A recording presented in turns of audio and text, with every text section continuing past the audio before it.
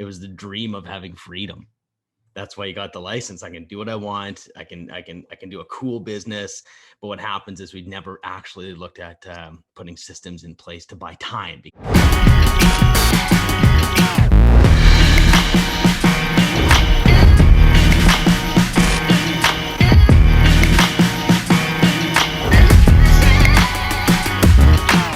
It's a weird business, and there's some experienced players in this room, and I think you'd agree that there hasn't been much training regarding actually building a business. Most of the entire things from 1970, when they were doing sales training back in the day, where you get trained. Real estate agents were trained as salesmen, and that's typically how they're trained still, as salesmen.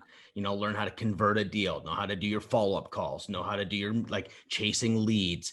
But then it falls apart once you actually get busy, because then what it is, as long as you can hustle your ass off and you don't ever want another relationship in your life, you could probably work 95 hours a week and get her done. So there's not money out there actually saying, why don't we actually build a business? And I find that, and team is the closest thing I found, is like putting a team together. But the mentality is just an old school salesman's mentality, and that's what the entire thing's built on. Even the awards and everything are built on sales versus anything else. So trying to add a little bit of new life to this industry, trying to get people to understand that this is a business that can serve us, not just us serving the client. Like, that was never the intention from whenever we got this license. It was the dream of having freedom. That's why you got the license. I can do what I want. I can do a cool business. But what happens is we never actually looked at putting systems in place to buy time, because the biggest thing, and this is going to be unit 1, as you guys probably have already, some people might have watched it, but Wednesdays we're going to dig into this, and it's, what the hell do you want? It's the biggest missed question in the industry, because most people think they want deals, they want a team, they want all these things. Why? Like, the bigger question is why. So if anyone has a goal of being a millionaire, that's an empty goal. That's not yours. It never has been yours. The being a millionaire is a sense of safety, a sense of security, a sense. It's not reality. It's an emotional thing you're trying to settle in your anxiety, because thinking a million should settle it, right? It doesn't. And that's the thing. We need to figure out what we want. Like, really what we want. And this is something that's been, like, if you take a look where I'm at right now, let's see here, can't see it, but so I just moved to West Vancouver. I got to view the ocean. You know why? Because I fucking wanted that. And I want to have a life of adventure. I want to build a business that can serve me. I got really clear. I want to impact people. I want to do cool things. And so the more clear I get, it's more about getting clear of what you want. And then what does that cost? Like, how many deals is enough? It's a weird question. Again, being in an industry built on a sales top performer mentality, they encourage you to become top performer, hit the lists and things. And that's okay. It's got some value. But thing is, it's not lifetime motivating though. It's cool on the way up. But the thing is, you got to know what you want. And that's what we're going to do for the next 12 weeks, starting from session 1. We're going to start getting a little deeper into what you want, because when you ask me a question, I need some kind of reference to go back to. Because if you say, hey, I want to make lots of money. Okay, cool.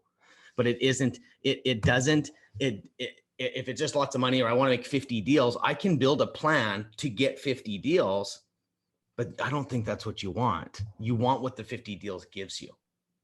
And so we need to realize what we want, and we want to build our business with that compass versus a compass of hitting an award or having a big team and hitting 100 deals, 200 deals.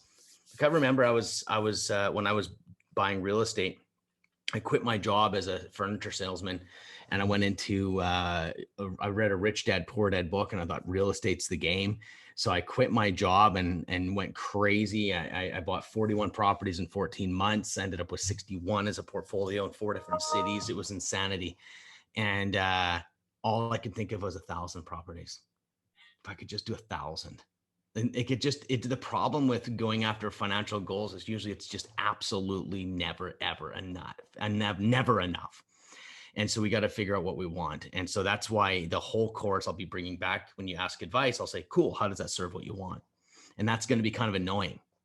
Yeah, I used to be a people pleaser, but I realized that was really selfish, because people pleasing is about the anxiety I feel inside me. It's not really about pleasing people. So we please people to get rid of the anxiety. It's not pleasing people to actually please them. So it's a psychology. And so I've learned that I'm going to be honest, and my heart is extremely empathetic. So as we move forward in this program, I'm going to be really honest. I'm going to put your words back in your own mouth. You're going to tell me things and I'll never forget. And I'll be like, what about this? What about that? Because a lot of times we have stories we tell ourselves. We need to unwind that. We're very strong on the stories we tell ourselves, like, and we're unbelievable salesmen to ourselves. And we convince ourselves of massive things. So I'm willing to take you on. My heart is never to hurt anyone. I would lose sleep if I hurt you guys, and I would lose sleep if I didn't do a good job. I'm still built as a people pleaser. I still have anxiety when I don't do a good job, but guess what? That does not control me anymore. I just know exactly how to dance with it. I have a bit of a relationship with that anxiety. So it's funny. I've had guys hire me and they're like, look, I make a lot of money. I have a ton of deals. And I said, well, what if we could drop 200 grand off your income, but you could get the life you want? He goes, I do it a second.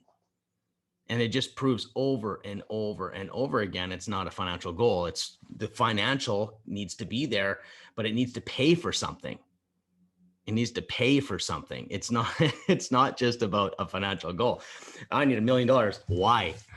Like, why? I need to do 100 deals. Why? Like, it's just, no one's asking this. Like, we just set up every brokerage in the city as of January will be doing a business planning workshop. Every single one. Let's do business planning. And the first question they ask is, how many deals do you want to do? How much money do you want to make? And it's the wrong question. It's, what life do you want? What's it cost? And how do we pay for it? And in real estate, we'll use real estate to pay for it. So that's how my thinking is. So I like what Carson said is it came from coming for a different perspective. I got no problem with challenging and sharing that different perspective. So that's a huge, huge thing, is when you shift your perspective, you see in a completely new thing. I always say there's rooms in our psychology that we haven't even looked in. And once in a while, you'll have a different perspective and be like, oh, whoa, I never saw it from that angle. And you'll have these moments through these times. And Jade has worked with me for a while, and we have these moments, and it changes everything. We have these internal shifts. A lot of people that work with me, almost everybody has very long-term results because we start from the thinking.